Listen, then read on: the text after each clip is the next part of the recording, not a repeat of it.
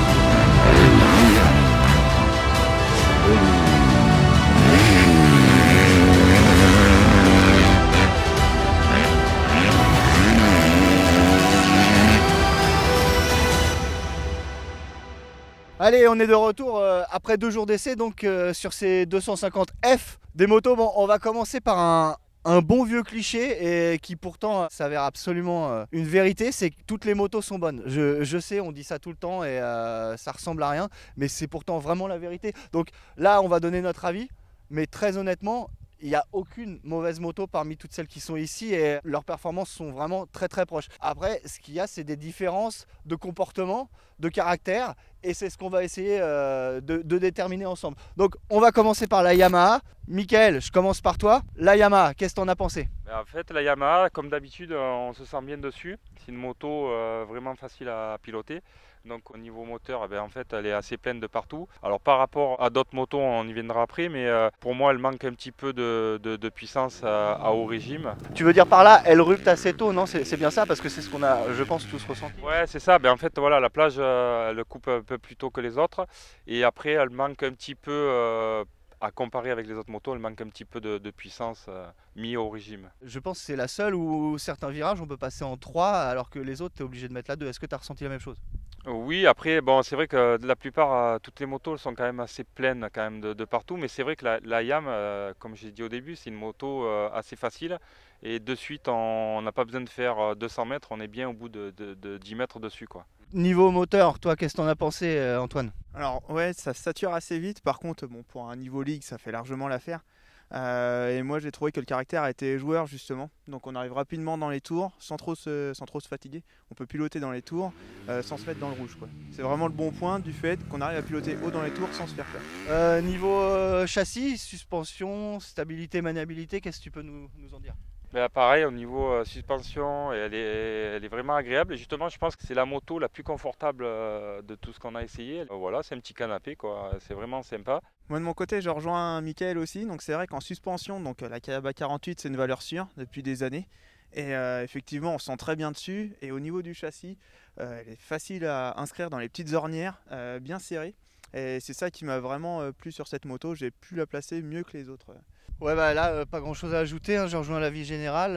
Effectivement, c'est une moto qui fait vraiment le taf en termes de maniabilité. La stabilité, j'ai pas réussi non plus à la prendre en défaut. Les suspensions sont bien coordonnées avant-arrière. Ça fonctionne bien, hein. Je pense que on peut passer à la Honda. Donc pour la Honda, la petite particularité par rapport à ma moto, parce que moi j'ai une 2019, j'ai un peu plus de bas régime, donc c'est assez agréable. La moto elle est assez coupleuse, assez linéaire. Après voilà, ce qu'on reproche un petit peu à mon niveau, il manque un petit peu de puissance. Ouais, donc le moteur, effectivement, il est relativement sain. Donc on a essayé les courbes 1, 2 et 3. Donc clairement, la meilleure courbe, c'est la 3. Je pense que vous êtes d'accord, les gars. Oui, bah encore une fois, c'est pas facile de passer derrière les deux là, mais moi ce que je dirais surtout, c'est que c'est une moto qui est extrêmement fun, et elle est super quoi. Donc au niveau moteur, effectivement, c'est pas la plus puissante. Si vous faites les grands prix ou si vous faites le championnat de France élite, bon a priori vous n'avez pas besoin de notre comparo pour choisir. Donc de toute façon, là on s'adresse plus à des pilotes loisirs ou des pilotes ligue. À ce niveau-là, enfin vous avez largement assez de puissance. Certes, peut-être un petit peu moins qu'avec d'autres moteurs des machines qui sont présentes ici, mais ce qu'il a ce moteur, c'est qu'il est fun. Il reprend relativement bien en bas. C'est pas le plus fort au milieu, d'accord, mais en plus il accepte d'aller lui au contraire de la YAM assez haut au niveau du rupteur. Donc moi ce moteur, je l'ai trouvé fun. Pas le plus puissant effectivement, mais il est amusant. Et en plus couplé au châssis dont Michael va vous parler dans 2 secondes, ça donne une moto plus que sympa. Oui, c'est vrai que donc du coup le châssis, eh ben, moi ça fait partie des meilleures motos que je préfère parce que elle s'inscrit super bien dans les virages, on la met où on veut. Le moteur il est peut-être un peu moins puissant, mais avec le global, c'est une moto qui est vraiment facile et on peut quand même aller vite avec parce que du coup on peut vraiment l'exploiter au maximum. Ce que je voulais dire aussi, c'était que par rapport à la pesée qu'on a fait, le poids, c'est pas la plus légère, mais en ressenti piste, j'ai vraiment senti légère. Et donc pour sauter les petits trous, remboîter fort, ça posait pas de problème, pas du tout. C'est une moto qu'il faut pas sous-estimer parce que je pense qu'on a tendance à dire ouais le moteur il est pas assez fort parce que ça c'est ce qu'on voit donc à la télé au championnat des États-Unis ou en MX2, mais pour des gens normaux, hein, on va dire, c'est largement suffisant. Voilà. Donc on va passer à notre petite italienne, notre atypique, l'ATM. Qu'est-ce que ça donne au niveau moteur, Mickey? Ben, au niveau moteur, elle est quand même dans l'ensemble pas trop mal. Bon, elle est pareil, il manque toujours un petit peu de puissance par rapport à certaines motos à mis au régime. Le seul problème que je trouve vraiment gênant pour ma part, c'est le bruit. C'est vraiment gênant quand on pilote. Voilà, bon après, sinon il faut mettre des boules caisses. Mais non, sinon, non, dans l'ensemble, le moteur est pas trop mal. Ouais. Oui, effectivement, le moteur, il fait un peu de son et ça induit peut-être en erreur à croire qu'on est rapide, justement. Et donc voilà, faut pas hésiter, pareil comme la Honda, à jouer sur les courbes. Donc on a un boîtier double courbe, donc 1 et 2. Et donc voilà, pareil, la 2 elle est plus efficace. La motricité, ça va quand même assez bien. Donc voilà, Richard, t'en penses quoi?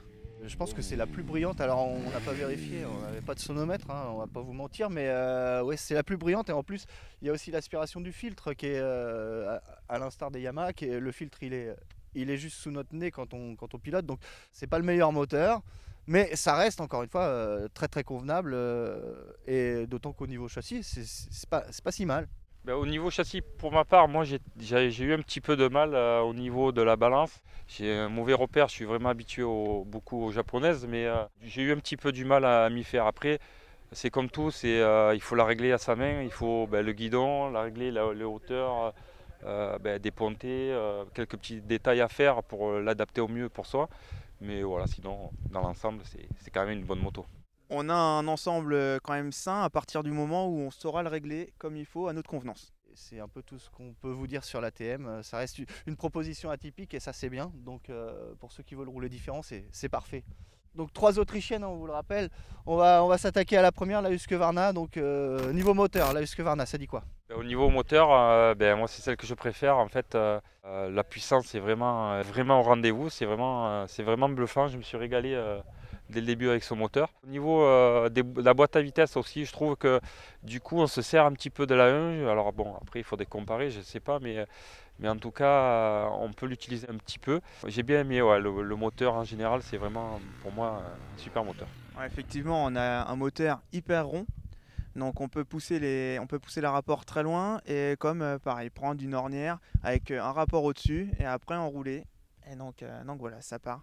Et le moteur pardonne beaucoup sur les petites erreurs qu'on peut faire. Et on a une motricité excellente. La différence par rapport à ses deux collègues Gaz et KT, c'est qu'elle a un embrayage Magura. Très franchement, ça change pas grand chose, ça fonctionne très bien. Je trouve qu'il est vraiment pas mal. Après, bon, j'ai toujours une petite préférence sur les japonaises. L'angle de chasse est peut-être un petit peu différent. Aussi, la rigidité du cadre est un peu différente. Mais dans l'ensemble, ça fait vraiment une super moto pour la gagne. Et puis de toute façon, les cousines, on va dire, elles sont devant. Donc c'est vraiment une moto pour la gagne. Ouais. Oui, et pareil pour les suspensions. Donc l'air, ça pourrait faire peur, mais bien réglé, au poids. Donc il n'y a pas de souci majeur. Et donc on passe à la Kawasaki, la grande nouveauté de l'année, donc nouveau châssis, nouveau moteur, embrayage hydraulique, là il y a eu pas mal de boulot dessus et je vais laisser Mickaël en parler. Vraiment, elle m'a bluffé, c'est vraiment une super moto. Ils ont évolué vraiment dans tous les sens, effectivement, et ça se ressent dès les premiers tours de roue. Elle s'inscrit vraiment facilement de partout, on peut recouper, on peut élargir, elle est stable. Je me suis senti vraiment bien dessus direct. Le moteur, effectivement, alors c'est difficile à dire, mais moi je trouve que c'est celui qui se rapproche le plus en termes de comportement des Autrichiennes. Donc là, on est plus sur quelque chose de japonais, mais vraiment un moteur qui va très très haut dans les tours et qui reste efficace sur une plage très élevée. Il me semble que ça va à 14 000 tours, donc il y a vraiment de quoi faire et c'est un plaisir à rouler, quoi. L'embrayage hydraulique donc, qui fait son apparition sur la moto, c'est donc un élément Nissin, ça marche très très bien.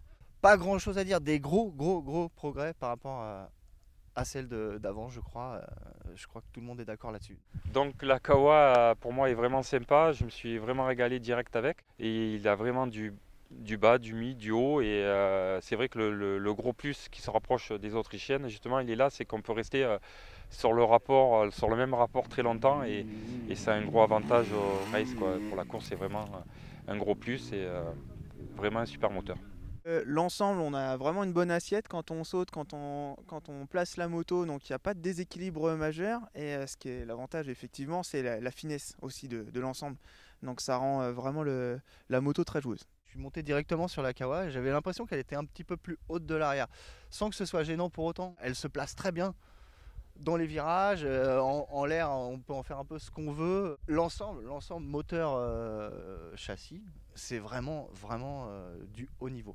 Allez, on va enchaîner avec la Gaz, donc au niveau moteur, qu'est-ce qu'on a pensé de cette nouveauté entre guillemets? La petite différence que j'aurais par rapport à la KTM et à l'Husky, c'est qu'elle a un petit peu moins de bas régime. Ouais, je pense que c'était parce que les KTM et Husqvarna, on les avait mis en courbe 2.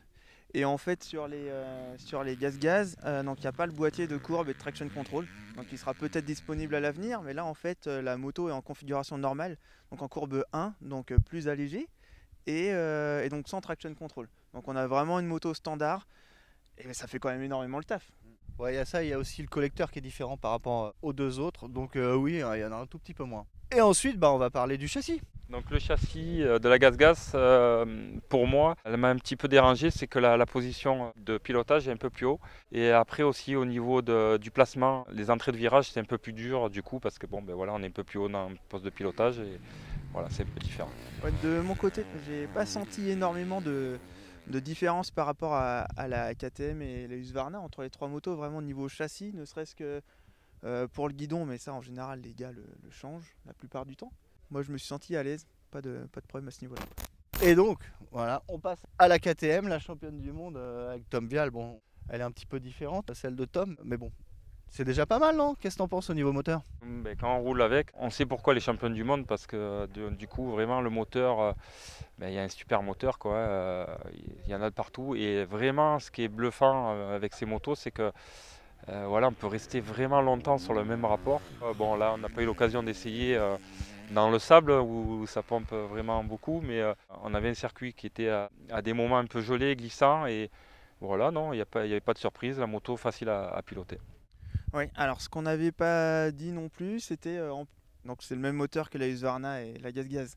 Mais l'avantage sur la KT comme sur la Gaz, c'est qu'en fait on peut changer les courbes. Je parle encore des courbes, mais c'est important.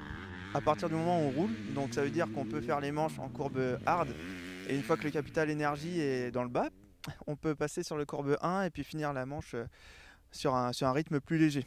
Mais ouais, non, super moteur évidemment. Moi j'ai même joué avec le traction control, on l'utilise pas mal en enduro. Je me suis dit, bon, est-ce que ça va vraiment marcher en cross? Bah ouais, ça marche, on est plus propre dans ses trajectoires, c'est pas forcément mal, donc c'est vraiment pas mal.